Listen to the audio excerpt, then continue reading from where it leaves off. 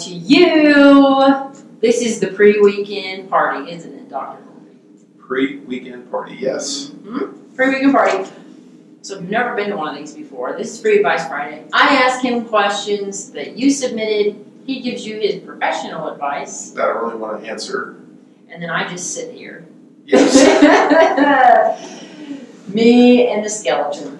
Yep. All right, that's kind of how it works. And then you share it, or you don't. You like it, or you don't. And if that's the case, move on with your life, and you're welcome for the entertainment. I saw somebody the other day that said, "Oh, I saw your videos on the internet." I go, "Oh, you're the one."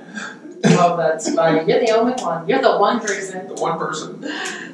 Well, we do. We do it all for you. We do it all for you, one person out That's there. right. Yep. Well, are you ready to answer your questions? Let's do it. Okay, your first question is about mumps. There have been some talks the last couple of days about mumps in Texas. What can you tell us about it? Patient Zero.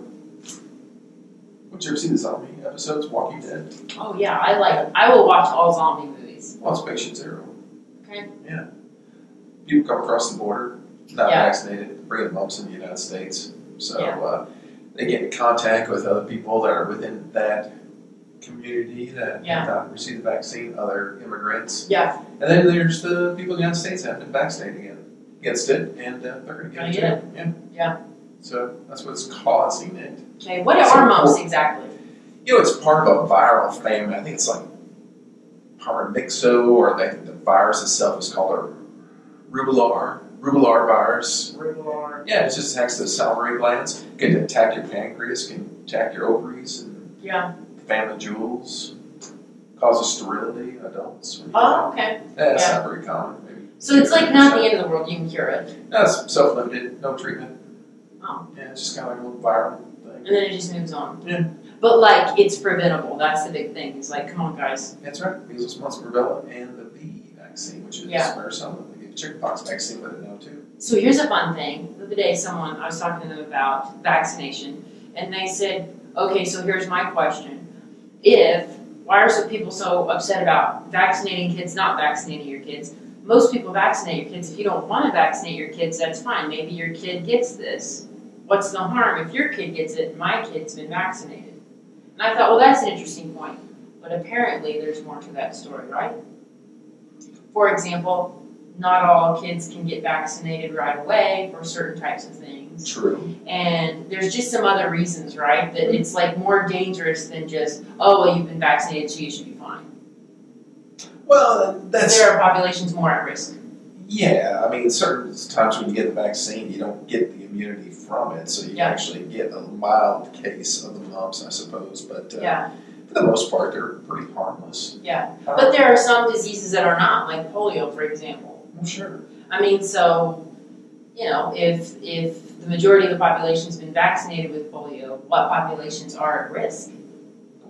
The ones that haven't, or who are people who haven't been? Those who have chosen for their kids, or those who just aren't old enough to get the vaccine? Well, all of the above, and the immigrants coming to the United States. Yeah, people who don't have access to healthcare. Yeah. So, I mean, it really, not vaccinating is much more dangerous than just, well, you should be fine because you're vaccinated, because there are some at-risk populations. Mm-hmm. I thought was a decent point to talk about. Yeah. So there's the mumps thing. Mumps and bumps. Okay, my next question for you, sir, is about iron deficiency. Mm-hmm. What's the situation on that? Well, you relatively never see iron deficiency in a male. You always see it in the females. Mm-hmm. And that's, why is that? What do you think? You're a female. I don't know. I'm an alien. I only look like it's your monthly. Oh, I'm releasing all my iron stuff. Yeah. So that's why you guys eventually develop iron deficiency anemia. Really? Yeah, if you don't eat right and eat the right vegetables and stuff, you can lead to iron deficiency. But it can be caused a couple of different ways. You cannot absorb it very well. You're losing too much blood, or your body doesn't make enough. Okay. So what do you do to help it? Eat the right veggies? Yeah, spinach. Vitamins? The vitamins with iron. The problem with iron deficiency anemia, when you get it, it's really a big problem. Because you have to take iron pills. I call them belly bombers because they hurt like hell. Really? Oh, yeah. I mean, that stuff is just harsh on your stomach. And the bad thing about it, you only absorb about 1%. So 1% of the iron pills. So you really got to bomb that gut to get the right amount. Yeah, and it takes a long time to catch up. Is it good to just get like blood levels done every once in a while to see how you're doing? It wouldn't be a bad idea. How do you know if you're iron deficient? Like, what are some of the symptoms? Get real pale, kind of fatigued, tired all the time. Oh man, I'm tired all the time. I'm real pale. But moody? No. Oh, okay, well I should be safe. I guess you could be a little bit depressed, I suppose, but for the most part, the women that I've seen in my career that have been iron deficient really don't have much in the way of symptoms. So depression could be a thing. The interesting thing about it is, when you have iron deficiency anemia, you lose weight. Well, there's a plus. Ask me the question, why? Why? Because you develop a thing called pica syndrome. You guys crave ice. And so you chew ice, they crave crushed ice all the time, they chew it all the time. And when you chew on ice all the time, it lowers your body temperature, so you have to burn calories to keep yourself heated up. I saw a lady from Lamar, Missouri one time. She had iron deficiency anemia, and I was asking her about her questions. And she's like, yeah, well, I had about a half a tank of blood. My iron was almost non-existent. I'm like, oh. I said, so what happened? She goes, well, I went to the doctor. He goes, well, we'll just give you some iron in the vein. Your color will be better. You'll have more energy. And she goes, well, my color looks better. I don't really have any more energy. And I gained on 20 pounds. So Jeez. I know. So I asked her a question. I said, you sleep in crushed ice? She goes, no. I'm like, we'll go back to eating crushed ice. I'll never see you again. Yeah. I never have. Yeah, so I guess she's doing okay. Not even a carb. No. Yeah. That's pretty cool. Yeah. Yeah. So iron deficiency, pica syndrome. Man. It's kind of like getting pregnant, women crazy stuff. When they're pregnant, like pickles with peanut butter and stuff. Yeah. So it's along those kind of syndrome. I don't think it's actually even called pica syndrome. I think there's another name for it, but it's along those lines. Yeah. Okay. All right. Well, there's that. That's iron deficiency. And honestly, I like giving iron in the vein. It's a little bit on the dangerous side, but once they do it, you're 100% restored. And you don't have to worry about the iron pills. Yeah.